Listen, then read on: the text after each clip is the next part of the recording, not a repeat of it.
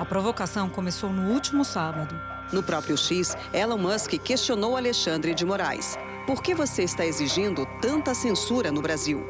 Em seguida, Musk ameaçou reativar contas do X bloqueadas pela Justiça por desrespeitar a legislação, mas elas seguem bloqueadas na rede social.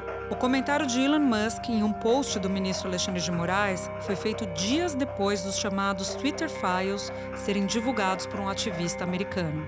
São supostas trocas de e-mails de funcionários da rede X, a plataforma X de Elon Musk, dizendo que as autoridades brasileiras estavam pedindo informações pessoais de pessoas investigadas na disseminação de fake news. O dono do Twitter, Elon Musk, se envolveu pessoalmente, então, nessa questão que é promovida por parlamentares de direita aí do Brasil, inclusive parlamentares que já vieram em Washington para tentar levar o assunto para o Congresso americano, dizendo justamente que a justiça brasileira tenta silenciar vozes conservadoras. As declarações do bilionário dono da plataforma serviram como uma fagulha e inflaram o discurso da extrema-direita contra o judiciário.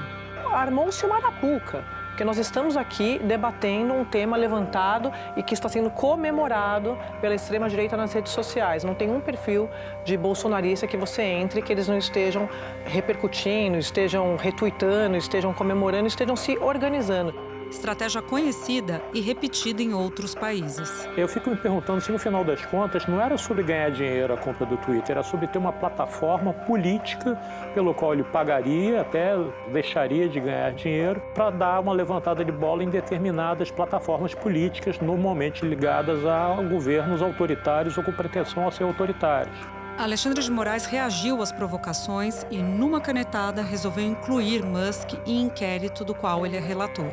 Diante das ameaças, Alexandre de Moraes decidiu incluir o empresário no inquérito das milícias digitais por suspeita de dolosa instrumentalização criminosa da provedora de rede social X e determinou que Elon Musk seja investigado aqui no Brasil. Na decisão, Moraes afirmou que os provedores de redes sociais e de serviços de mensageria privada não devem ter nem mais nem menos responsabilidade do que os demais meios de mídia, comunicação e publicidade. Que as redes sociais não são terra sem lei e nem são terra de ninguém. E que os provedores devem absoluto respeito à Constituição Federal, à lei e à jurisdição brasileira.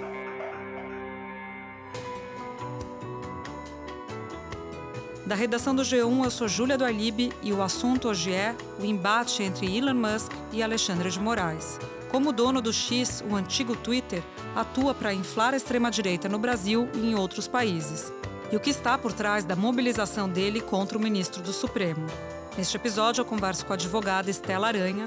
Ela foi assessora especial e secretária nacional para direitos digitais do Ministério da Justiça. E hoje é integrante do Conselho Consultivo da Organização das Nações Unidas para a Inteligência Artificial. Terça-feira, 9 de abril. Estela, quero começar te pedindo para nos situar sobre quem são os personagens envolvidos nesse caso. Tem o Elon Musk, o bilionário, dono do X, mas tem também um ativista americano chamado Michael Shellenberger.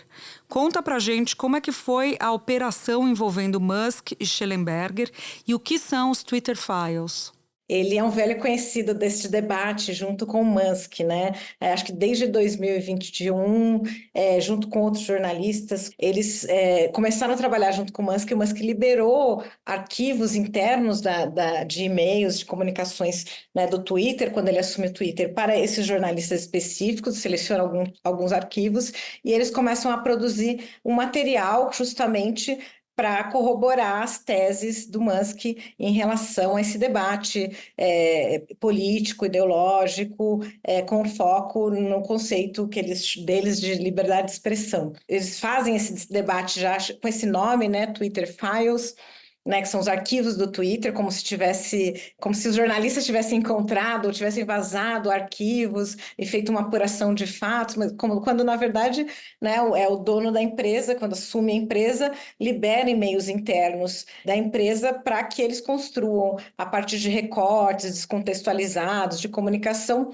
uma narrativa, né? Isso acontece nos Estados Unidos, aconteceu também um debate lá no Reino Unido, e agora a gente está aqui no Brasil com esse mesmo personagem. E Musk disse achar às vezes divertido e às vezes estressante os embates com Moraes, ou seja, uma sinalização de que ele não vai dar trégua.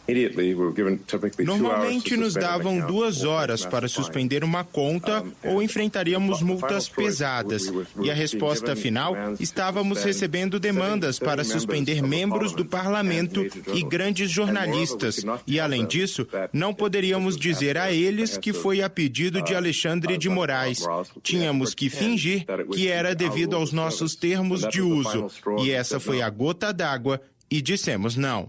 É esse ponto que eu queria aprofundar com você. Essa atuação conjunta do Musk com esse ativista americano serve aos propósitos do discurso da extrema-direita. E você mencionou há pouco que foi usado em outros países. É justamente isso, né? Eles, enfim, é um argumento para fazer uma agitação política em torno de um tema que é caro e é importante para essas bases, justamente diferente, né? Aqui no Brasil, quando você está tentando, de alguma forma, que a justiça tenha alguma jurisdição sobre discursos golpistas, ilegais e criminosos, né? Nos Estados Unidos, eles fazem um debate sobre entrega de dados da própria companhia para os órgãos de law enforcement. Lá tem uma legislação diferente do Brasil sobre quando se entrega dados, né, para essas agências aí de aplicação da lei, né, que a gente chama de law enforcement, de segurança, de FBI e tal, e eles, enfim, fazem todo este debate falando justamente com esse mote de que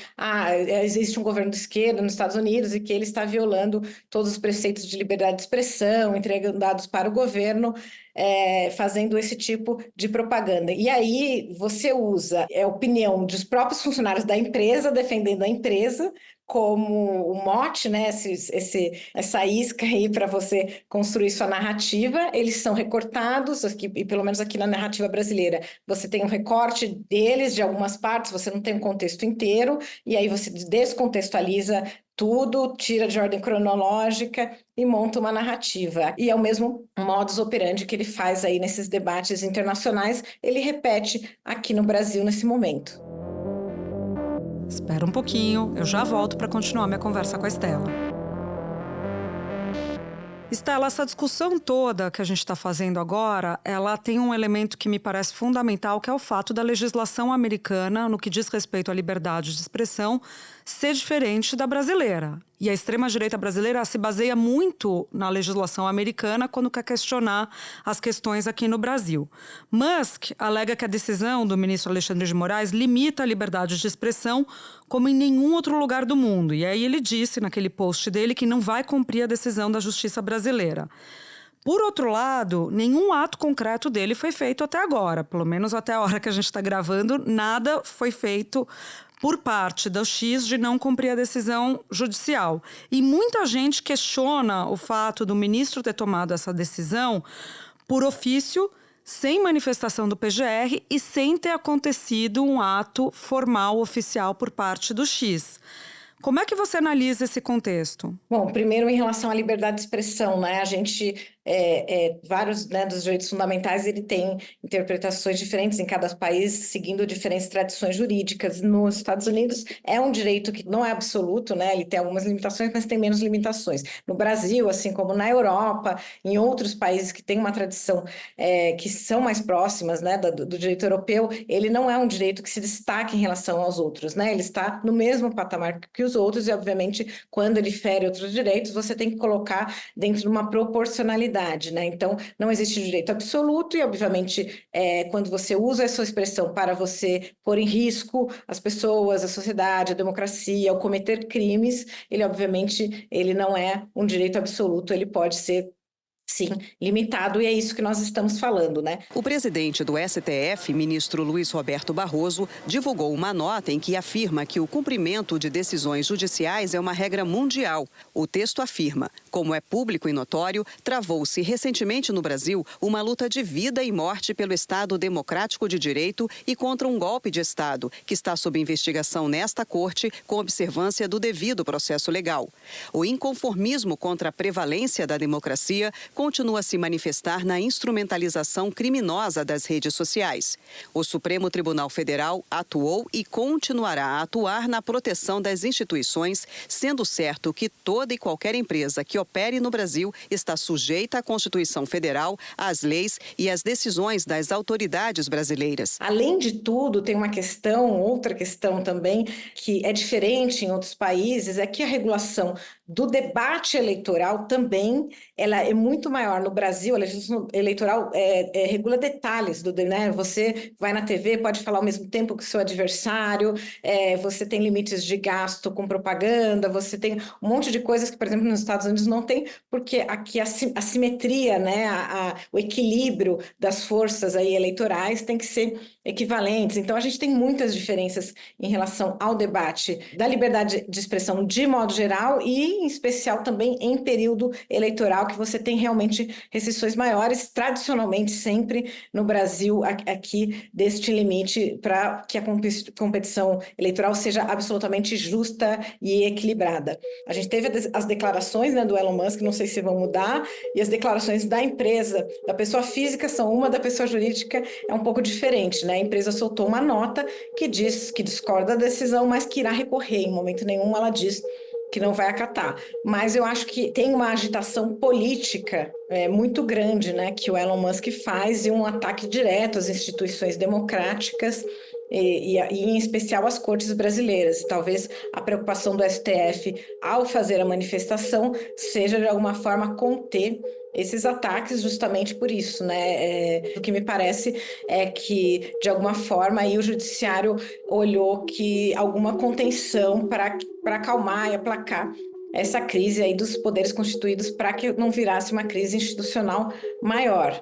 Mas, efetivamente, ela não tem nenhuma penalidade à empresa enquanto ela não descumpre a lei, né? Isso a decisão do Alexandre de Moraes não coloca. Alexandre de Moraes também determinou que a rede social X se abstenha de desobedecer qualquer ordem judicial já emanada, inclusive realizar qualquer reativação de perfil cujo bloqueio foi determinado pelo STF e pelo TSE, sob pena de multa diária de R$100 mil por perfil e responsabilidade por desobediência à ordem judicial dos responsáveis legais pela empresa no Brasil. E aí, justamente, a decisão dele é muito centrada no CPF, na pessoa física, né? Elon Musk, e realmente aí ele sim fez fatos novos de uma agitação política, de ataque às instituições, de disseminação de notícias falsas, com o objetivo de desestabilizar a democracia. Em um trecho da decisão, o ministro disse que o empresário Elon Musk iniciou uma campanha de desinformação sobre a atuação do Supremo Tribunal Federal e do Tribunal Superior Eleitoral, que foi reiterada no dia 7 de abril de 2024, instigando a desobediência e obstrução à justiça, inclusive em relação a organizações criminosas. Além disso, o ministro do STF determinou a abertura de outra investigação contra Musk para a apuração das condutas em relação aos crimes de obstrução à justiça, inclusive em organização criminosa e incitação ao crime. A inclusão de Elon Musk como um dos investigados no inquérito das milícias digitais pode ter, pelo menos, duas consequências práticas. Se condenado, o empresário não poderá ter mais negócios aqui, nem entrar no Brasil. Mas, apesar de todo esse contexto, existe a crítica do fato dele ter tomado a decisão de inclusão do Musk no inquérito das milícias digitais por meio de um ato de ofício. Sim, né? Tem setores da sociedade e jurídicos que estão fazendo essa crítica, mas nesses inquéritos, em situações excepcionais, por bem da ordem pública, tem havido algumas decisões nesse sentido. De fato, é inadmissível que um empresário estrangeiro que opera no Brasil, segundo as normas e as leis brasileiras, desafie o ministro do Supremo, desafie ordens judiciais, inclusive em termos muito pouco civilizados, né? De dizer ele tem que sofrer um impeachment, ele está fazendo bravata, ou, se referindo ao Alexandre de Moraes, um descaramento, ele usa inclusive essa expressão. Por outro lado, também a paciência, eu percebo claramente no meio jurídico, com esse inquérito das milícias digitais, com muito pouca transparência, com tudo mantido em sigilo e sem decisão, sem condenação das pessoas, um inquérito em que cabe tudo, a paciência também está terminando. Elon Musk e é o que muito esses líderes de direita fazem nas redes sociais, ele bravateou. Ele disse coisas, mas ele não praticou atos para efetivamente frustrar o desígnio da justiça. Então, sob esse aspecto, se questiona a ocorrência de possíveis outros crimes, como a incitação à prática delituosa do artigo 286 do Código Penal e, para alguns, até a possibilidade do artigo 288 de associação criminosa, se ele tivesse envolvido com outras pessoas para a consecução desse fim. Da parte de Moraes, a crítica é oposta. O que se diz é que ele teria de ofício determinado a instauração de um inquérito sem que o Ministério Público tivesse se manifestado ao Supremo Tribunal Federal pedindo essa providência. Você citou há pouco as declarações do Musk que foram feitas fora do país. A gente também mencionava o fato de ele ter feito essas declarações, estar, num português mais coloquial, bravateando, mas que até agora não tem nada concreto.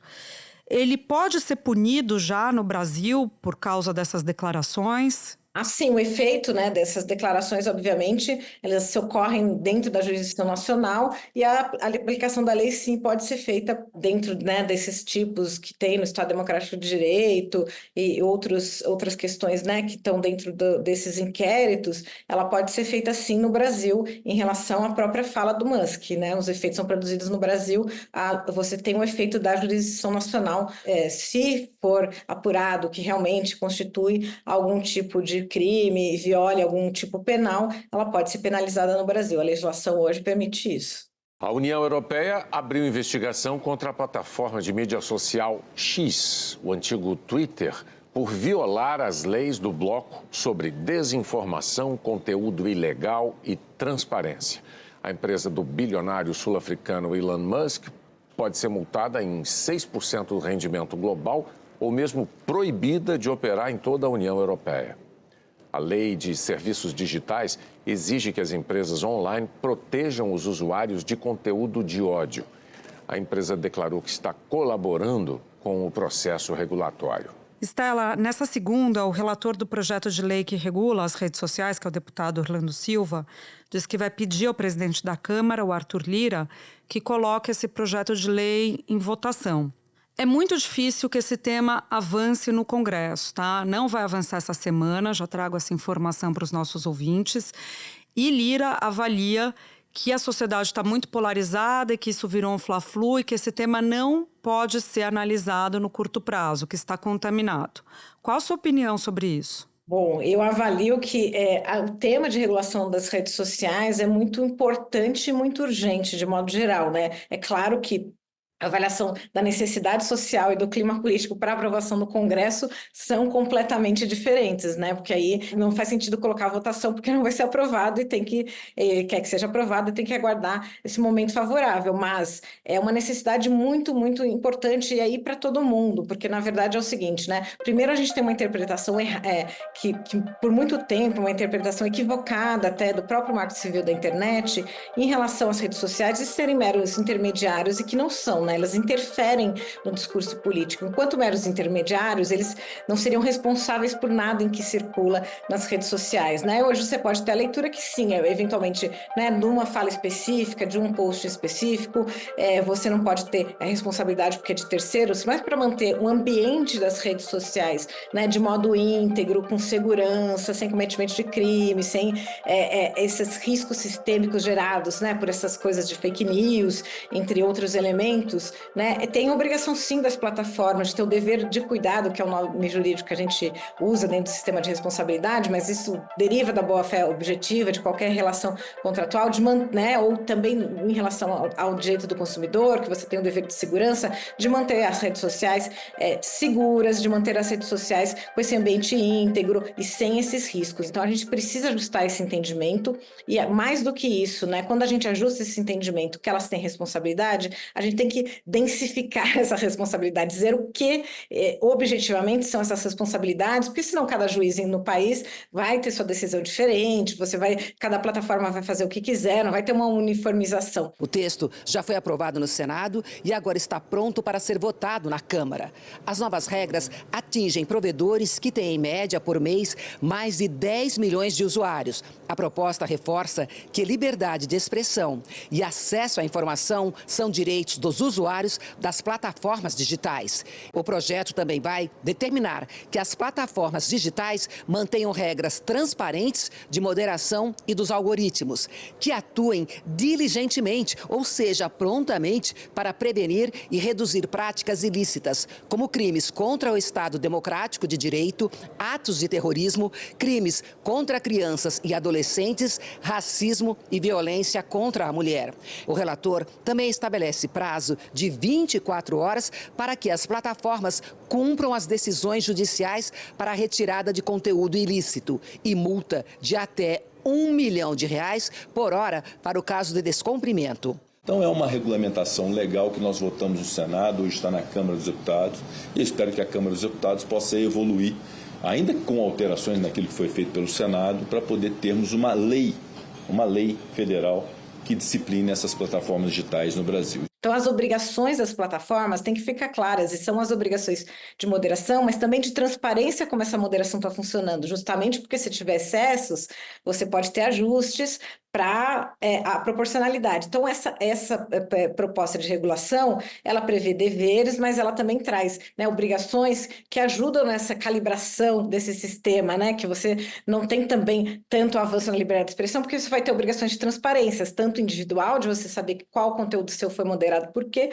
quanto de modo geral, relatórios de moderação, relatórios de avaliação de risco sistêmico, mitigação de risco, com uma autoridade supervisora, para saber o que cada rede social está fazendo para manter esse ambiente que a gente fala de integridade de informação, integridade eleitoral também, e todas essas questões de crimes que são cometidos na internet, o problema de discriminação, entre outras coisas. Essas leis não criam obrigações novas em relação ao discurso. O discurso ilegal já é vedado, né? Ela só cria os processos para demonstrar como que essas leis são cumpridas, né? Como um discurso que é ilegal, está sendo moderado para que não seja propagado, como é que está evitando que esses crimes sejam cometidos na internet. E aí é muito mais, né, além do que política. A gente está falando também, né, a gente tem vários problemas aí nessas redes sociais de automutilação de jovens, conteúdo de exploração sexual infantil que está muito grave, né? Por mais que trabalhem, sempre está crescendo. A gente tem relação de problemas de discriminação racial contra mulheres, entre outras coisas, né, que precisam ser olhadas. Stella, muito obrigada pela sua participação aqui no assunto e fica um convite para uma próxima vez. Tá, muito obrigada, Júlia, muito obrigada a todos. Aí é um prazer enorme, né, acompanhar vocês por aqui. Este foi o Assunto, podcast diário disponível no G1, no Globoplay, no YouTube ou na sua plataforma de áudio preferida. Comigo na equipe do Assunto estão Mônica Mariotti, Amanda Polato, Carol Lorenzetti, Luiz Felipe Silva, Thiago Kazuroski e Gabriel de Campos. Neste episódio colaborou também Sara Rezende. Eu sou Júlia do Alibe e fico por aqui. Até o próximo assunto.